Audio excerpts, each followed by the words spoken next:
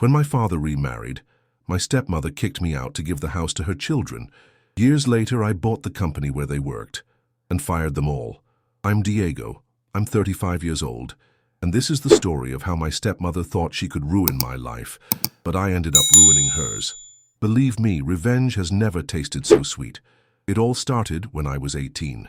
My mother had passed away 2 years earlier in a car accident, and my father, who was never the same after that, met Carmen on a dating app. Carmen was 42, had 2 kids from previous marriages, Sebastian, 20, and Valeria, 16, and an attitude that from day one made it clear I wasn't welcome in her new family. At first, I thought she just needed time to adjust. My dad was so in love he basically became blind to everything Carmen did. She was one of those women who knew exactly what to say in front of my father and what to do when he wasn't around. The house we lived in was the family home my mother had inherited from her parents. A beautiful 2-story property in one of the best neighborhoods in town, with a huge yard and a pool. My mother had loved it, and I had grown up there. I had memories in every corner. Carmen arrived with her kids like she was the new owner of the place. The first month was strange. Sebastian immediately took over the largest guest room, which happened to be where I kept my childhood things and soccer trophies.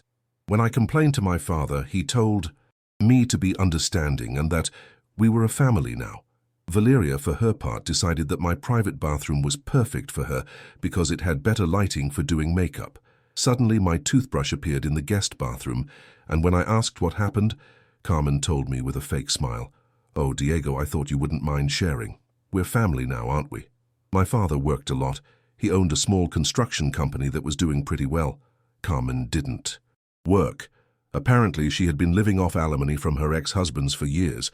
Her kids didn't work or study very seriously either, if at all. Things started getting gradually worse. Carmen began making comments about how expensive it was to support me, especially since I was in college studying business administration. "I don't understand why Diego needs to study something so expensive," she'd tell my father. "Sebastian could learn the construction business with you, now that would be useful for the family." I worked part-time at a restaurant to cover my personal expenses, but Carmen always found ways to make me feel like a burden. If I came home late from work, she'd greet me with sarcastic comments about waking up the whole family. If I used the washing machine, she'd sigh dramatically about how expensive electricity was getting. The breaking point came during my sophomore year of college. It was December, I had finished my final exams, and was excited to spend the holidays at home. I arrived Friday night and found the whole family in the living room. "Diego," my father said without even getting up from the couch, "sit down. We need to talk." Carmen was beside him with that smile I had learned to hate. Sebastian and Valeria were on the other couch, looking at me like I was entertainment. "Look, son," my father continued, and I already knew that when he called me son in that tone, bad news was coming. "Carmen and I have been talking, and we think it's time for you to, well, be more independent." "What exactly does that mean?" I asked, though I already suspected where this conversation was heading. Carmen cleared her throat. "Diego, honey, it's nothing personal. It's just that the house is feeling very crowded. Sebastian needs more space for his things, and Valeria is growing up and needs privacy. We thought it would be better for everyone if you found your own place." I sat in silence for a moment, processing what I had just heard. "Are you kicking me out of my mother's house?" "It's not your mother's house," Carmen jumped in immediately. "It's your father's house, and now it's our family home." My father shifted uncomfortably. "Diego, don't see it that way. It's just that, well, you're already 20. It's normal for young people to become independent." "Sebastian is 22 and he's still here," I pointed out. "Sebastian is helping with the business," Carmen replied. "He's contributing to the family." It was a lie, and we all knew it. Sebastian had worked exactly 3 days at my father's company before deciding that physical work wasn't for him.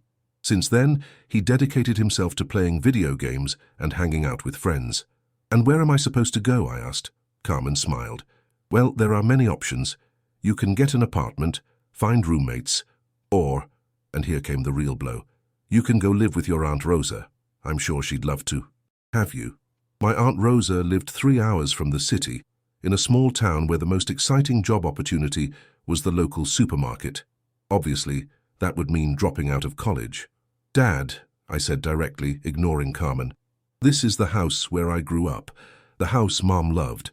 Are you really going to kick me out so your new wife's kids can be more comfortable? For a moment I saw something in my father's eyes. Guilt, doubt. But Carmen put her hand on his arm and said, softly, "Love, remember what we talked about. Diego is already an adult. This is what's best for him." My father sighed. "I'm sorry, Diego. The decision is made. We're giving you until the end of the year to find something." That gave me exactly 2 weeks. I got up and went to my room without saying another word. I heard Carmen whisper something about how dramatic, followed by her kids' laughter. That night I called Aunt Rosa. She did offer to let me stay with her, but as I suspected, it would mean abandoning my studies. I also called some friends, but they all lived in dorms or with their families. I finally found a tiny studio in the cheapest area I could find near the university. It was the size of a closet, had plumbing problems, and literally consumed all my savings plus the money I'd make working double shifts at the restaurant. The day I moved out, Carmen was supervising like it was a celebration. "Oh, how exciting, Diego. Your first place of your own?" Sebastian had already started moving his stuff into my old room before I finished packing. My father helped me load my things into my old car, and for a moment I thought he would apologize or tell me he had made a mistake. Instead, he gave me some bills and said, "This should help with the deposit." It was $500. The deposit was $2,000. The next few years were the hardest of my life. I worked at the restaurant until late hours, studied when I could, and lived basically on instant noodles and coffee. My grades surprisingly improved. Turns out when you have to fight for everything, you focus more. Carmen made sure I knew how well they were doing without me. Every time I saw my father, which wasn't very often, she'd tell me about the improvements they had made to the house. They had converted my mother's study into a game room for Sebastian. They had redesigned my old bedroom to be perfect for Valeria. "The house feels much more spacious now," Carmen told me once when I went to pick up some things I had forgotten. "It's amazing what a difference it makes to have the right space for each person." Sebastian had dropped out of college after the first semester and now worked sporadically at my father's company, though working meant showing up when he felt like it and disappearing when there was anything physical to do. Valeria had failed her senior year of high school and was now taking a gap year that seemed to consist mainly of parties and shopping. Meanwhile, I graduated with honors in business administration. I got an entry-level job at a consulting firm, and although the salary wasn't great, it was stable. I moved to a slightly better apartment, one that had a real kitchen and where the hot water worked most of the time. Over the next few years, I worked like crazy. I took freelance jobs on weekends, studied for additional certifications at night, and slowly but steadily climbed up in the company. My boss noticed my work ethic and started giving me more important projects. By the time I turned 28, I was a regional manager making more money than I had ever imagined. I wasn't rich, but I was comfortable. I was able to move to a really nice apartment in a good area of the city. My relationship with my father during these years was complicated. We'd see each other occasionally for lunch, but Carmen always found ways to slip in comments about my little apartment or ask when I was going to settle down and buy a real house. Sebastian, who was 30 by then and still living at home, apparently didn't need to settle down. The turning point came when I turned 30. My father had had some health issues, nothing serious, but enough to make him start thinking about the future. He invited me to dinner to talk about important things. I thought we were finally going to have that father-son conversation I'd been waiting for a decade. Maybe he would apologize for kicking me out. Maybe he would acknowledge how unfair everything had been. Instead, he told me, "Diego, I've been thinking about retiring soon. The company has been struggling a bit lately, and Carmen thinks it would be good if Sebastian took more responsibility." "Dad," I said carefully, "Sebastian barely shows up at the office. How is he going to run the company?" "Well, that's why I wanted to talk to you. I know you have management experience now. I thought maybe you could help him, be like his junior partner." There it was. After years of making me feel like I wasn't part of the family, now they wanted my help to rescue the business that Sebastian was slowly ruining. "Junior partner?" I repeated. "Yes, well, Sebastian would be president, obviously. He's the oldest son and has been with the company longer, but you could handle the administrative part. In other words, I would do all the work while Sebastian got the credit." "And what do I get out of this?" I asked. My father looked uncomfortable. Well, a fair salary, of course. And eventually, when I'm gone, you two could split the company. 50-50. 50-50? For the business I've been watching Sebastian slowly destroy for the last 5 years. Diego, don't be dramatic. Sebastian has been learning. Dad, last year they lost 3 major contracts because Sebastian didn't show up to meetings. The year before, they had to redo an entire project because he didn't supervise the work properly. What exactly has he been learning? My father sighed. Look, I know Sebastian has his flaws, but he's family, and sometimes family needs help.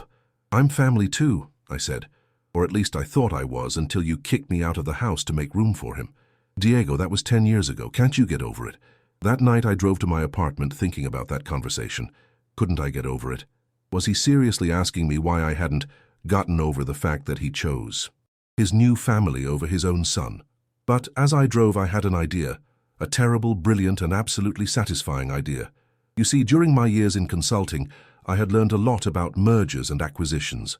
I had helped several larger companies buy smaller companies, and I knew exactly what financial situation my father's company was in because, ironically, he had been asking me for informal advice for years.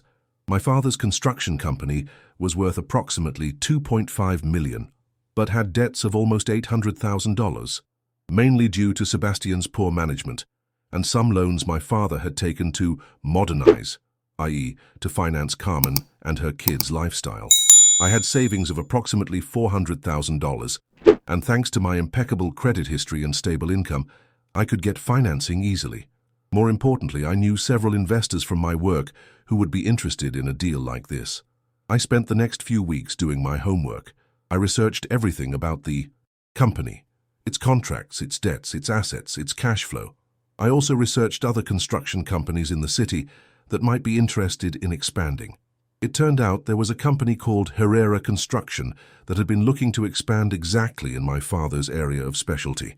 Its owner, Mr. Herrera, was someone I knew through my consulting work.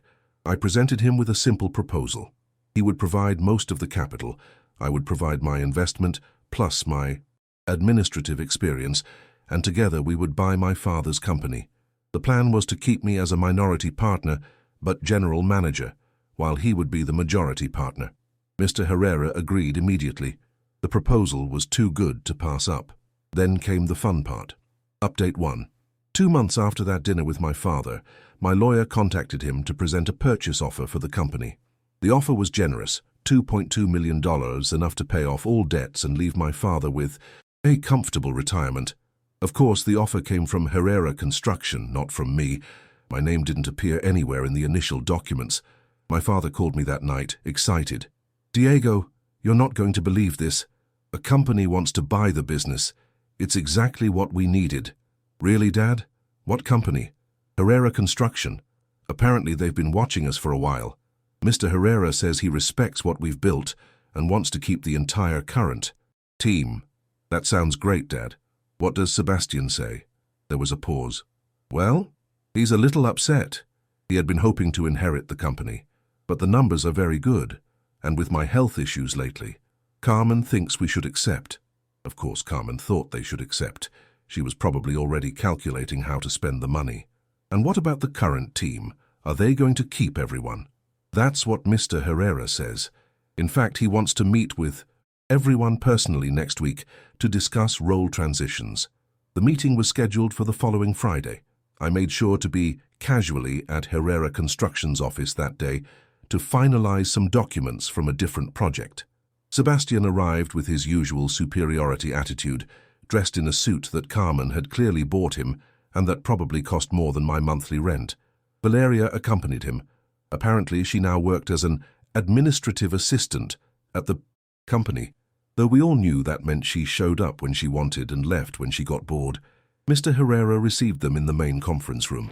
I was in my office. Yes, I had an office there now, reviewing documents, but with the door open so I could hear. "Good morning," said Mr. Herrera. "Thank you for coming.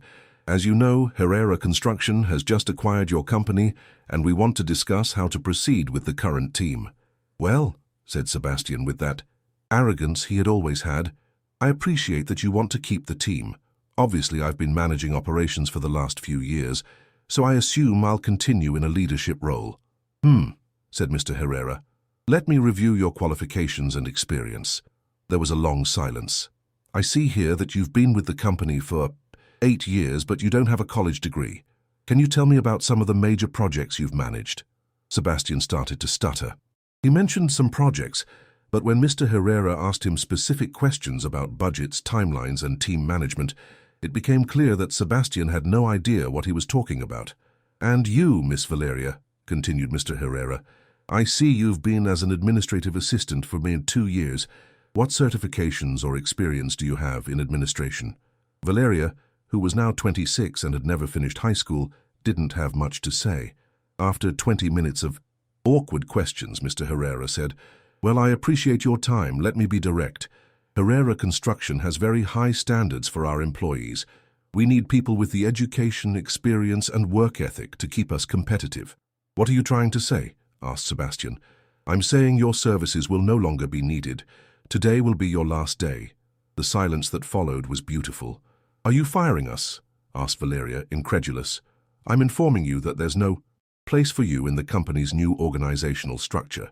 But you said you'd keep the current team, protested Sebastian. I said we'd keep the current team that meets our standards. Unfortunately, you don't meet them. It was at that moment that I decided to make my triumphant entrance. I knocked on the conference room door. Mr. Herrera, do you have a minute? I need your signature on these documents. Sebastian and Valeria turned around, and the expressions on their faces when they saw me were worth every penny I had invested in this revenge. Of course, Diego, said Mr. Herrera with a smile. Sebastian, Valeria, let me introduce you to Diego Mendez, our new general manager. Diego? Sebastian stammered. What are you doing here? I work here, I said simply, signing the documents. In fact, I'm a minority partner in the company that just bought my father's company. Valeria went pale. You orchestrated all this? No, I said honestly. I just recognized a good investment opportunity when I saw it. The fact that you turn out to be inadequate employees is just an unfortunate coincidence. Sebastian turned red. You can't do this. We're family. You're right, I said. We're family. The same way I was family when you kicked me out of the house to make room for you. The same way I was family when you let me work 2 jobs to pay for college while you lived for free in my mother's house. Diego, said Valeria, and for the first time in years I saw her without that arrogant attitude. Please, I need this job. Maybe you should have thought about that when you decided work was optional, I replied. Or when you decided you didn't need to finish high school because you were going to inherit part of the family business anyway. Mr. Herrera cleared his throat. Well, if you'll excuse me, I have another meeting. Sebastian, Valeria, you can collect your things and go to HR to finalize your exit paperwork. As they left, Sebastian turned to me. This isn't going to end here, Diego. I'm going to tell Dad. Please do, I said. I'm sure he'll love to hear how you lost your job on the first day under new management. Update 2. As expected, that night my phone rang non-stop. First, it was my father. Diego, what the hell did you do? I made a smart investment, Dad. Didn't you teach me that business is business? Sebastian says you fired him for revenge. Sebastian was fired for incompetence. If you want, I can send you his performance evaluation report. 8 years at the company and he can't read a basic architectural blueprint. There was a long silence. Diego, this is going to devastate Carmen. You mean the same Carmen who told me I wasn't part of the family when she kicked me out of the house? Then Carmen called me directly. Her voice was a mixture of fury and panic. Diego, how could you do this? Sebastian and Valeria need those jobs. Carmen, I said in the sweetest voice I could manage, it's nothing personal. It's just that the company was feeling very crowded. We thought it would be better for everyone if they found their own place. I used exactly the same words she had used with me 12 years earlier. That's completely different. How so? They have families to support. Sebastian lives with you and has never been married. Valeria lives with you and has no children. What families are they supporting exactly? The conversation ended, with Carmen screaming at me before hanging up. But the best part came after. It turns out Sebastian and Valeria, who had lived their entire adult lives without real consequences, had no idea how to find real jobs. Sebastian, at 32, had no college degree, no verifiable work experience outside my father's company, and had developed a reputation in the local construction industry as unreliable. After 2 months of searching, he finally got a job as an assistant at a mechanic shop for a third of what he was making before. Valeria had to enroll in night classes to finish high school before anyone would consider her for any job that wasn't customer service. She finally got a job at a call center. Meanwhile, Carmen discovered that maintaining her lifestyle without her children's income was challenging. My father had invested most of the money from the company sale in a retirement fund, which meant they had fixed income, but not the cash flow Carmen had become accustomed to. 6 months after the sale, my father asked me to lunch.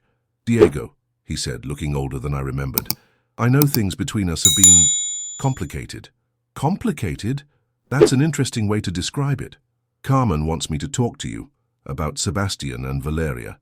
"What's there to talk about?" "They're struggling, Diego. Sebastian can barely afford his apartment with what he makes. Valeria is living with a friend because she can't afford her own place." "Dad," I said, "I'm 32 years old. It's normal for young people to struggle to get established. Wasn't that what you told me when I was 20? My father sighed. "That was different." "How so?" "You were always stronger, more independent." "No, Dad. I was more alone. There's a difference. Carmen thinks that maybe you could give them another chance. At the company." I laughed. "Carmen thinks I should rehire 2 employees who were fired for incompetence so she can feel better." "Diego, please, they're family." "Dad, let me ask you something. When you kicked me out of the house, how many times did Carmen suggest you give me another chance?" He didn't answer. "When I was working 2 jobs to pay for college, how many times did Carmen suggest you help me financially?" He still didn't answer. "When you asked me to work as Sebastian's junior partner, did Carmen ever suggest that maybe I deserved more considering my education and experience?" "Diego." The answer. "'Tis never, Dad. Carmen never suggested anything that would benefit me. Only now that her kids are facing the consequences of their decisions, does she suddenly see me as family." Update 3. It's been 2 years since I bought my father's company, and things have turned out better than I ever expected. The company, under new management, has grown 40%. It turns out that when you have competent employees and effective leadership, businesses prosper. We've won several major contracts we never would have gotten under Sebastian's management. My share as a minority partner has made me genuinely wealthy. Not super rich, but rich enough to buy a beautiful house in the same neighborhood where I grew up. Ironically, it's 3 blocks from my childhood home. Sebastian eventually found a better job at a construction supply company. He's not making what he made before, but he's learning responsibility for the first time in his life. Interestingly, working in an environment where he actually has to prove his worth seems to have done him good.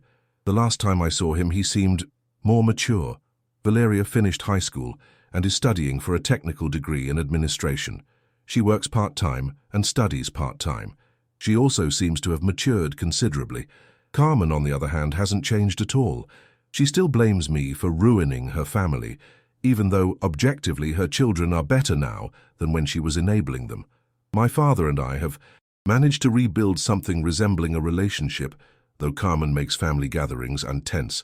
The craziest thing of all is that I got a call from Sebastian a few months ago. "Diego," he said, "I know this is going to sound weird, but I wanted to thank you." "Thank me for what?" "For waking me up. I never realized how little I knew about everything. These 2 years have been hard, but for the first time in my life I feel like I'm really achieving something. For myself. I didn't expect that." "Sebastian..." "No, let me finish. I know I was an idiot to you for years. I know Mom spoiled me and Dad enabled me. When you fired me, I was furious. But you were right. I didn't know anything about running a company. Does Carmen know you're calling me?" He laughed. "God, no, she'd go crazy, but I needed to tell you. And, well, I also wanted to ask if someday, when I've learned more, maybe you could consider, I don't know, giving me a real chance. Not because we're family, but because I'll have proven I'm worth it." That conversation left me thinking for days. I didn't expect Sebastian to have that capacity for self-awareness. "Sebastian," I finally told him, "if someday you have the qualifications and experience, and there's a position available, I'll consider you like I'd consider any other candidate. But you have to understand it won't be because you're my stepbrother." "I understand," he said, "and that's all I can ask for." Update 4. 6 months ago, something happened that I never saw coming. My father had a serious heart problem. It wasn't a heart attack, but it was serious enough to require surgery and a long recovery. During his hospital stay, something changed in the family dynamics. Carmen, for the first time since I'd known her, looked genuinely scared of losing someone important to her. And I, despite everything that had happened, realized I wasn't ready to lose my father. I spent a lot of time at the hospital. During one of those long nights, Carmen and I were alone in the waiting room. "Diego," she said suddenly, "I know you think I'm a bitch." I looked at her surprised. Carmen had never been direct about our problems. "I don't think you're a bitch, Carmen, but I think you never gave me a real chance." "You're right," she said, and those two words surprised me more than anything that had happened in recent years. "When I met your father, I was so scared that he still loved your dead mother more than me alive, that I saw your existence as a threat." "My existence? You were so much like him when he was young, ambitious, smart, hard-working, and you were the son of the woman he had loved before me. I thought if I gave you any advantage, you'd eventually take my children's place in his heart." I had never thought about it from her perspective. "So you decided to kick me out before I could compete with them," I said. "Yes, and by doing that, I created exactly what I feared. I forced you to become stronger, more successful, while I kept my children weak and dependent." We sat in silence for a moment. "Carmen, I never wanted to take Sebastian and Valeria's place. I just wanted there to be room for me too." "I know that now," she said, "and I know it's probably too late to fix it." "I don't know if it's too late," I told her, "but it would have to be different. I can't pretend the last 15 years didn't happen." "What would different mean?" "It would mean treating each other like adults who have made mistakes and want to do better, not like the perfect family we never were." My father recovered completely from the surgery, but the experience changed all of us. Carmen and I aren't best friends, we probably never will be, but we've reached a kind of mutual respect. Sebastian really has continued improving. 3 months ago, I offered him an entry-level position at our company, not because he's family, but because he had earned certifications, had excellent references from his current employer. And honestly, we needed someone with his recent supply experience. He's been working hard and keeping a low profile. Valeria graduated from her technical program with honors and now works as a junior administrator at a medical clinic. She's saving for her own apartment and seems genuinely proud of her independence. Update 5. This will be my last update on this story, because I finally feel like I've reached a place of peace with everything. The company is now one of the most successful in the city. Mr. Herrera and I have expanded to 3 different cities, and we're considering opening an office in the state capital. Sebastian has been promoted twice in the last 2 years, not because he's my stepbrother. In fact, I think I've been harder on him than other employees, but because he's really become a competent and reliable worker. He's married now to a lovely woman he met at his previous job, and they're expecting their first child. Valeria ended up getting a scholarship to study for a bachelor's degree in hospital administration. She works at one of the most prestigious hospitals in the city and is engaged to a resident physician. She's been living in her own apartment for 2 years. My father and Carmen moved to a smaller but nicer house near the lake. Carmen finally started working. She's a receptionist at a luxury spa, and apparently she's very good at it. Who would have thought? As for my relationship with them, it's complicated but real. We're not the Brady Bunch, but we've learned to respect each other. Carmen and I will probably never be close, but there's no longer that active hostility that existed before.